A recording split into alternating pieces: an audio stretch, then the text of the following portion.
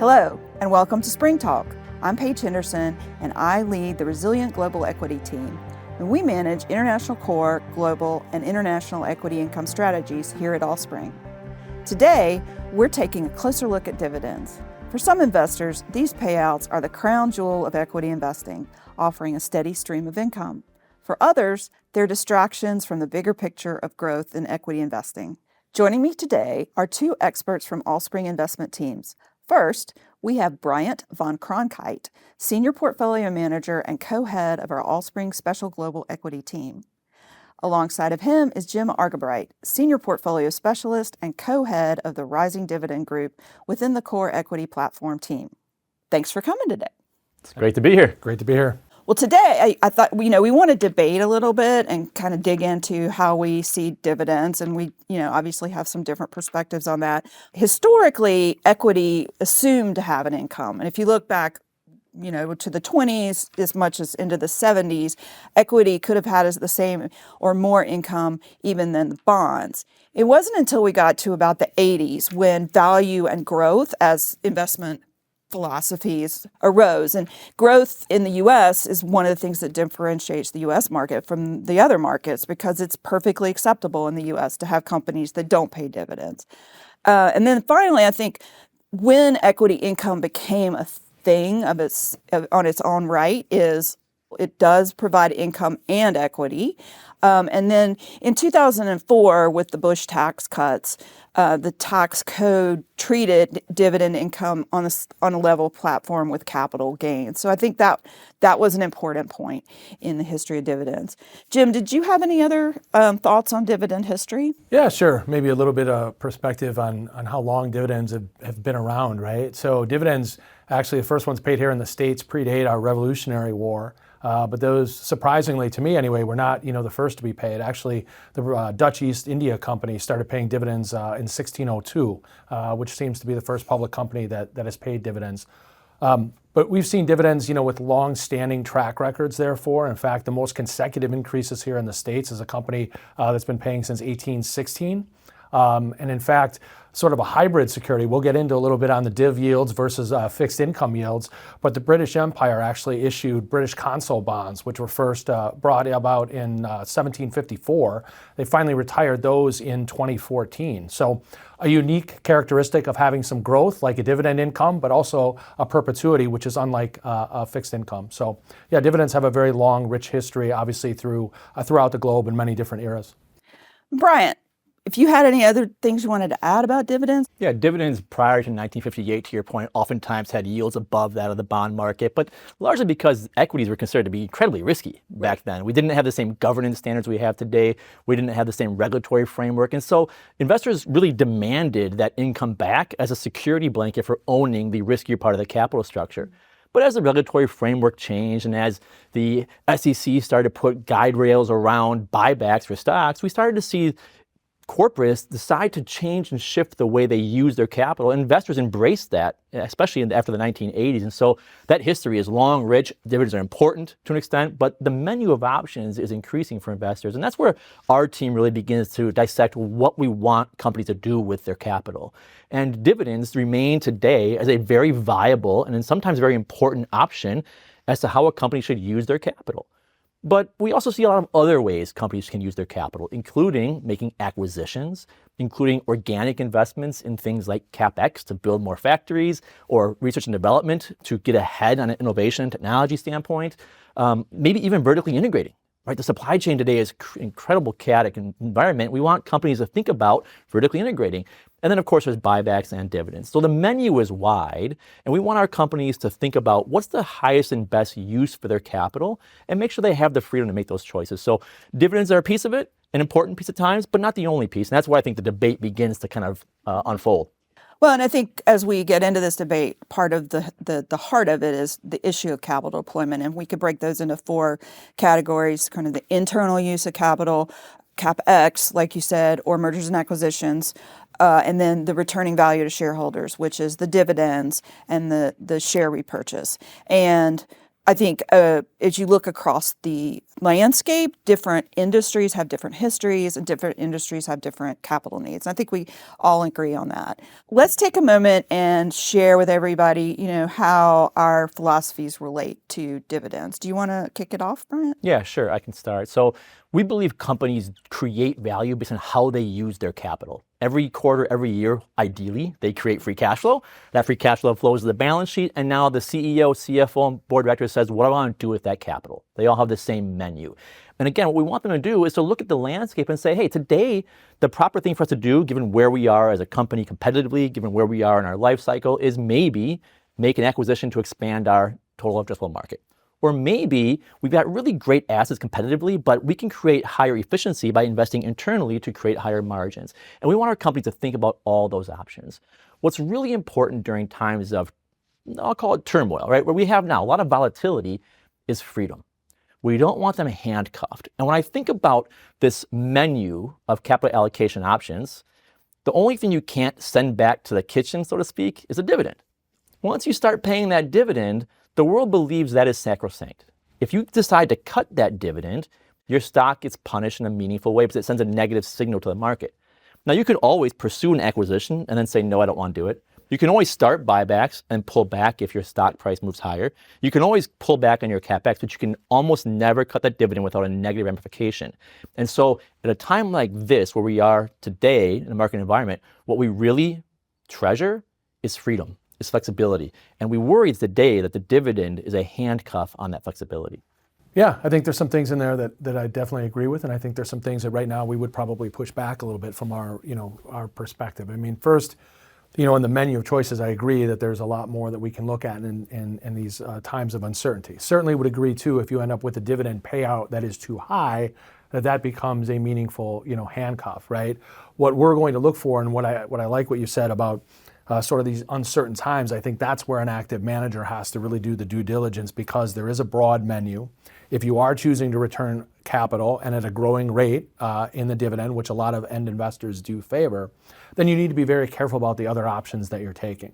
Where I would probably push back a little bit is we don't feel our companies are handcuffed if we're doing the analysis and the due diligence, because as Bryant mentioned, the share repurchase, which generally takes up a higher percentage than the dividend, that's sort of the spring, right? That they can bring up and down, and they can do that easily and adjust that. And we've seen that through the pandemic, through the rise of interest rates, different market times. So we think that gives that freedom while there's still the consistency and capital discipline.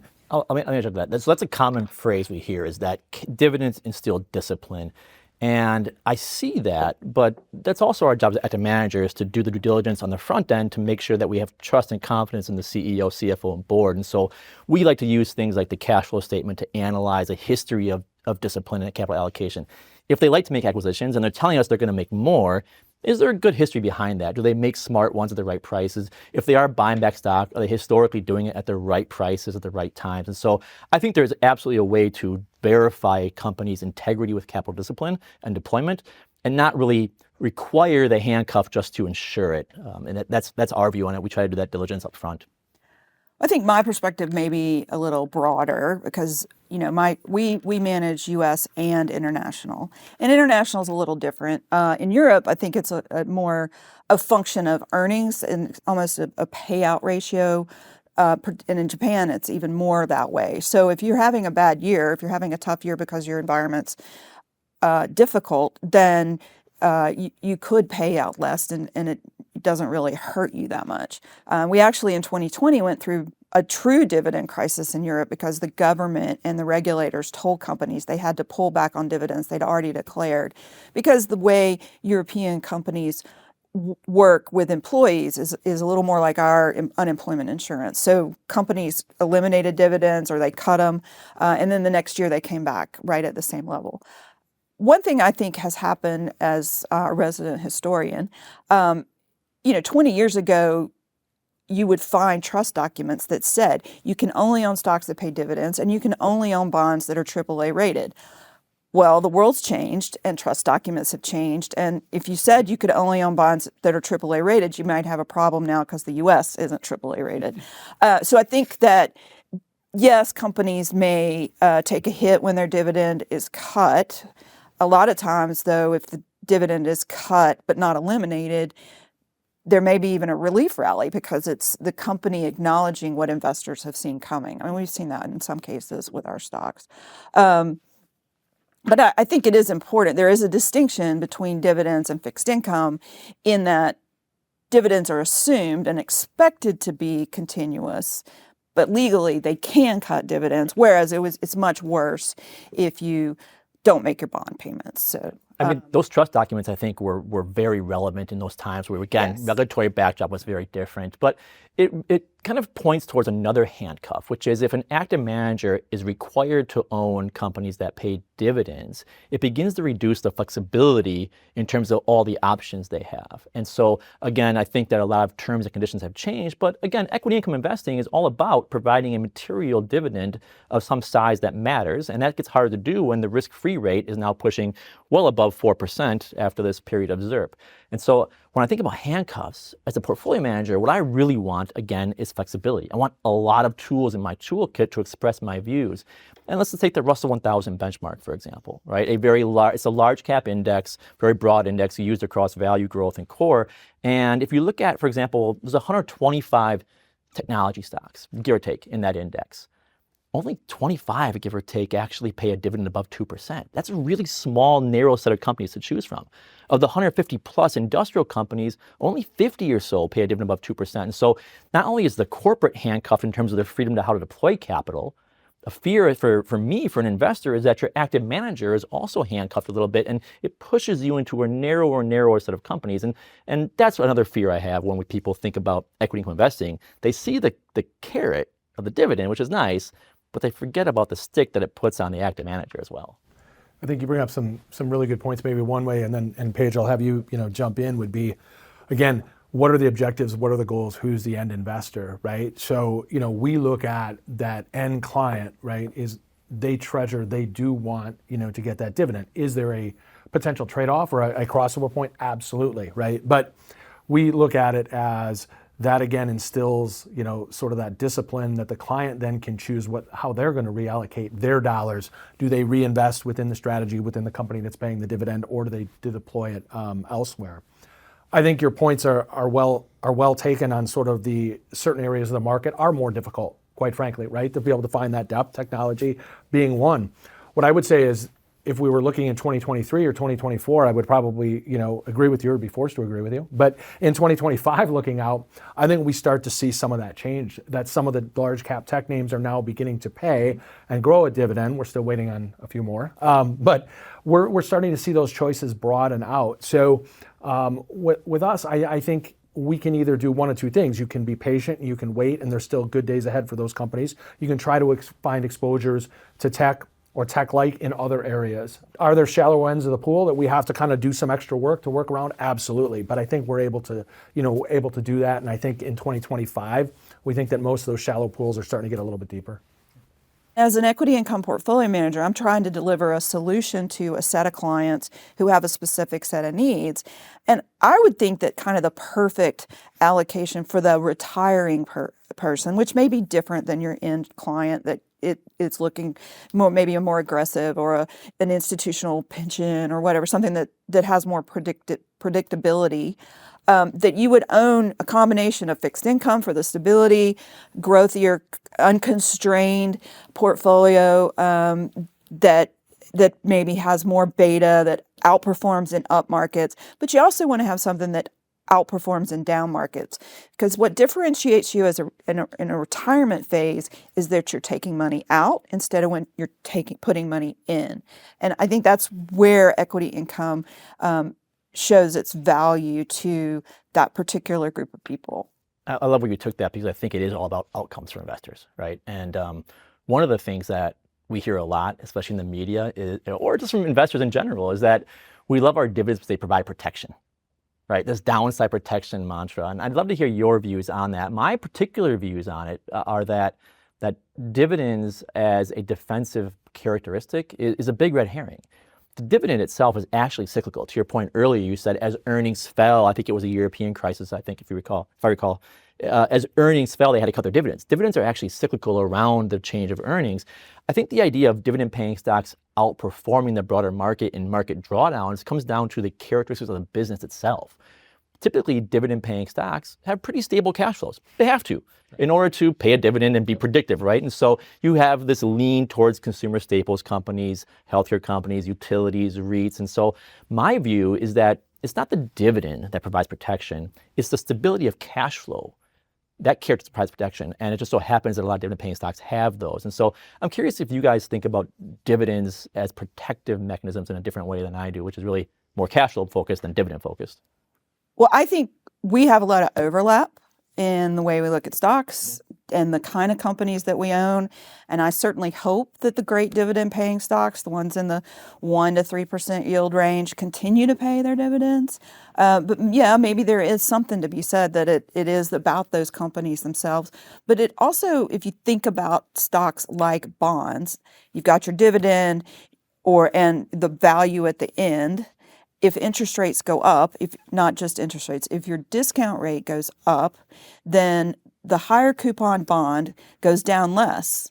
And so in times of great distress and markets they pull in their duration. When we're very frightened, like in 2020, instead of looking out 5 years, all we can do is look out a quarter.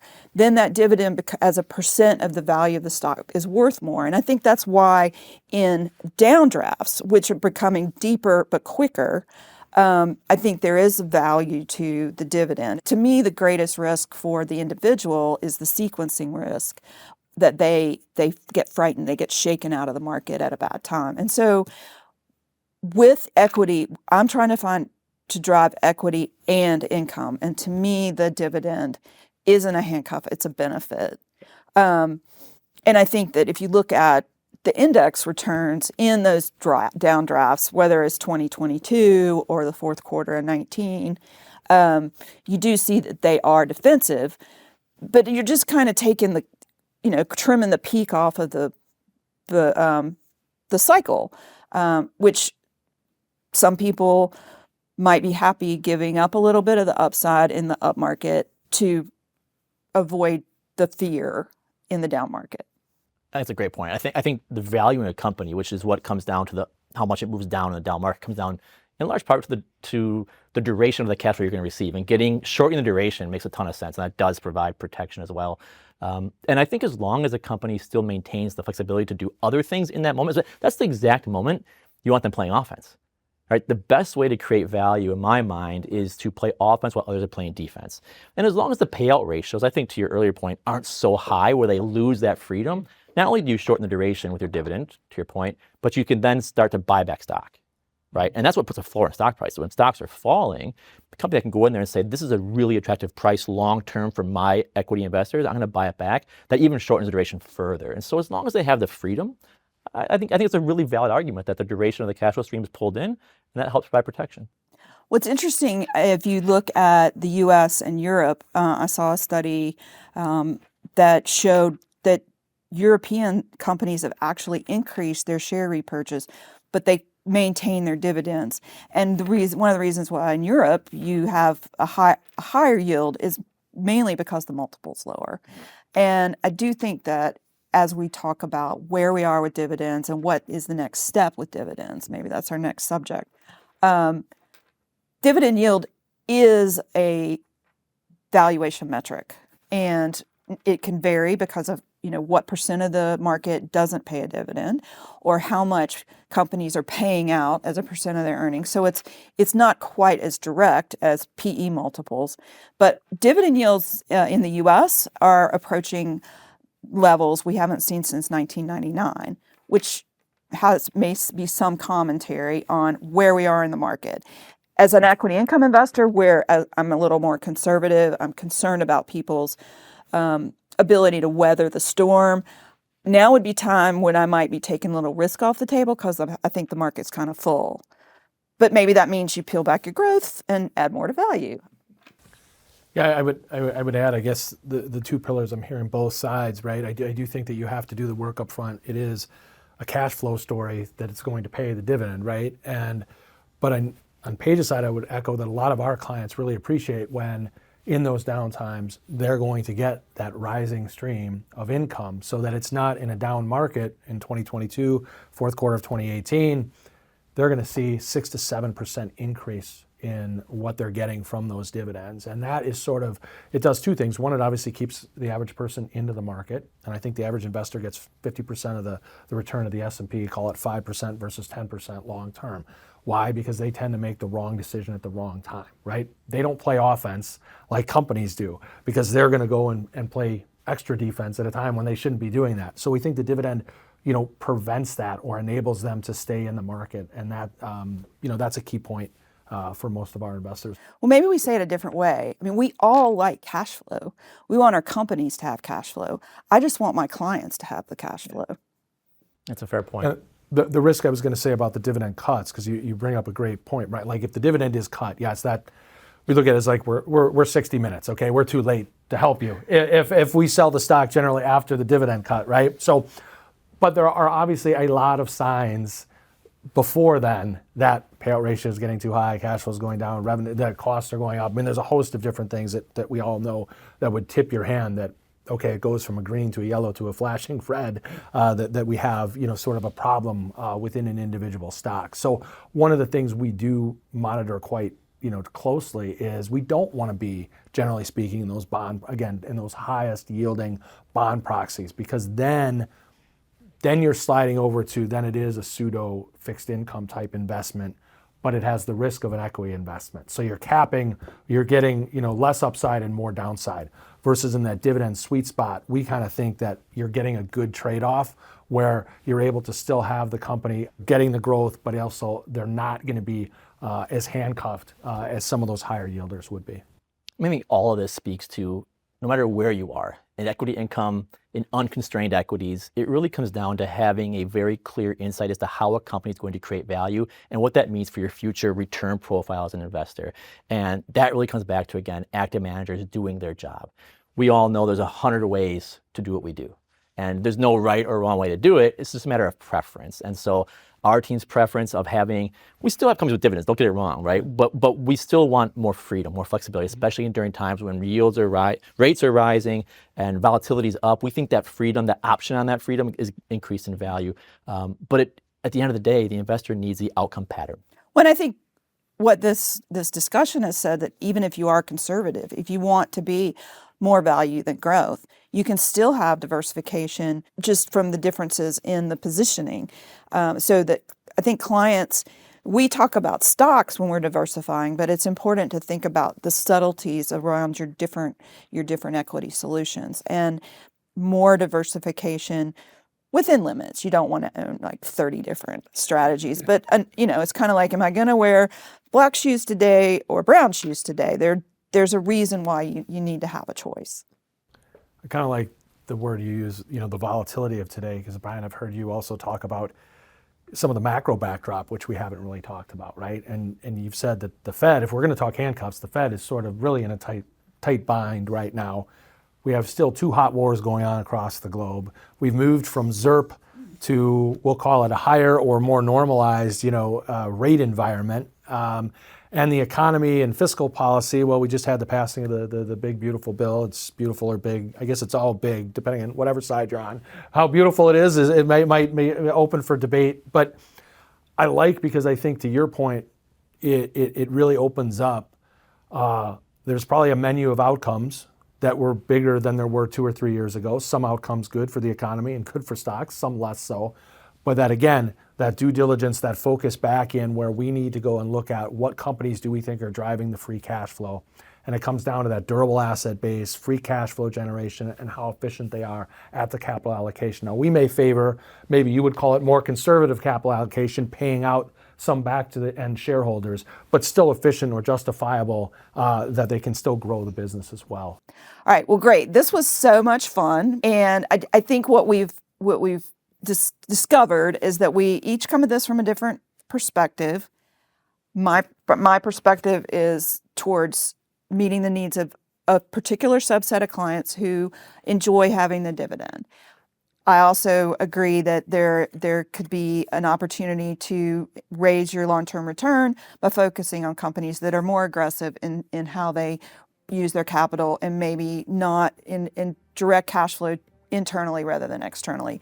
As long as we all can find our universe of names, I think that we can continue to serve our clients. And I think it's important that in this world of turmoil that we re-examine our previously conceived notions and always be looking for the fresh perspective. So Bryant, Jim, thank you. Glad to be here. It was a pleasure. And thank you for joining us for this edition of Spring Talk.